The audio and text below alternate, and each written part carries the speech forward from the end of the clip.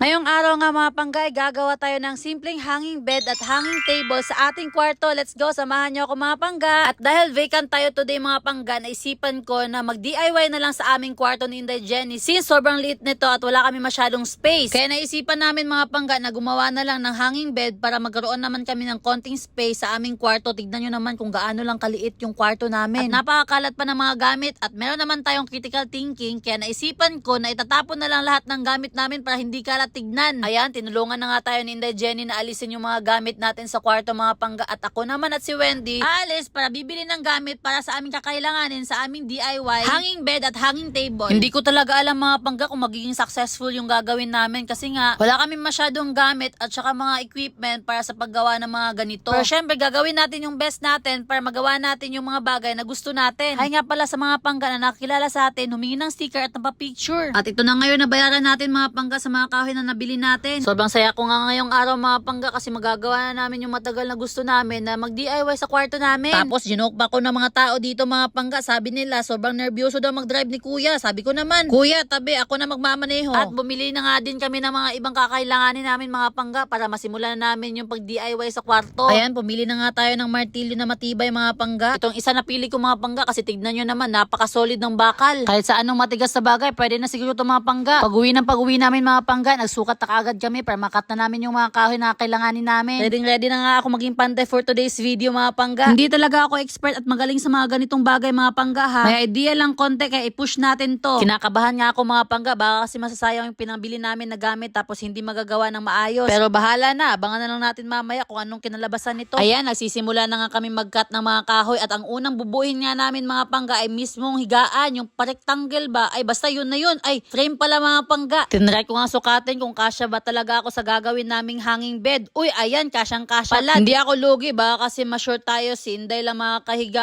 Joke lang. Before talaga natin ipagtagpi-tagpi ang mga nasukat natin, kailangan talaga muna natin make sure if tama ba talaga. In short, double check. Baka kasi magsisi tayo at maging paulit-ulit yung mga trabaho natin mga pangga. Super excited na nga ang bangs ko sa kalabasan nito mga pangga. After na nga namin sa frame, nilagyan na namin ng support. Syempre, may support yan para matibay. Para pagdating ng panahon, hindi kami mabulasot dyan. Baka kasi pagdating ng panahon, bumigay bigla. Parang siya ba? Nang iwan na lang bigla. Anong connect? Medyo mabilis nga yung process namin dito mga pangga kasi tanghali pa, may energy pa yung mga kasama natin. Kaka-breakfast lang daw nila eh. Ayan, ikakat ko na nga yung mismong higaan natin na i-fit natin mamaya sa frame na ginawa natin mga pangga. Sobrang solid niyan kasi marin yung gamit natin. Hindi talaga yan basta-basta. Naalala nyo ba mga pangga yung ginawa nating cabinet na pwede maging bed sa loob ng sasakyan natin? Yun yung ginamit natin, marine. Sa loob ng 50 days na pag-ikot natin sa buong Pilipinas, halos parang wala talagang nangyari. Buong buo pa talaga siya. Kaya masasabi ko talagang matibay to. So yan, natapos na nga namin. So ipapasok na namin to sa kwarto namin at i-fit na namin kung kakasyo ba talaga to. After na nga namin napasok, gumawa na kaagad kami ng mahabang paa na higaan namin para matawag siyang hanging bed. Kasi kung pandak yung paa,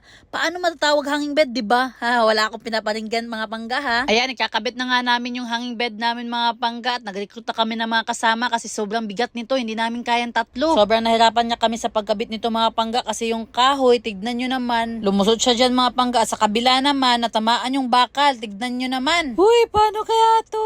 At dahil ayaw talagang ma-fit mga pangga, nakapag-decide kami na pukpukin na lang yung bakal na nakaharang. Kasi yan na lang talaga yung problema natin mga pangga para maayos na natin to. Pero imbis na masolve yung problema namin, mas naging problemado kami mga pangga kasi nawasak yung bintana. Diyos mayo. Pero grabe, imbis na mas maproblema tayo, natawa na lang tayo sa pinagagawa nila kasi tumatawa lang sila. Hay nako talaga nitong mga batang to. Hindi talaga siya nakasya mga pangga kaya nakapag-decide kami tanggalin na lang at bumili ng tigib para mabawasan konti yung kahoy na natamaan ng bakal. After na nga namin nabawasan yung kahoy mga pangga, i-fit na naman ulit namin. At sa wakas, saktong-sakto na mga pangga. Next gagawin natin, ididikit na lang talaga siya sa wall mga pangga para mas matibay talaga siya. After na nga namin nadikit yung hanging bed mga pangga, sobrang saya ko kasi para successful yung ginawa namin. Let's go!